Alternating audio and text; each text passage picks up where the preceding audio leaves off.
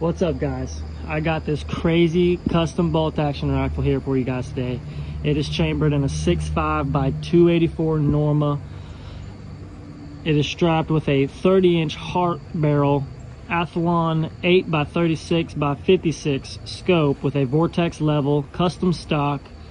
If you guys have any questions about it, feel free to ask. This is just an introduction video, so there won't be much, but there will be more in the near future. Hope you guys enjoy.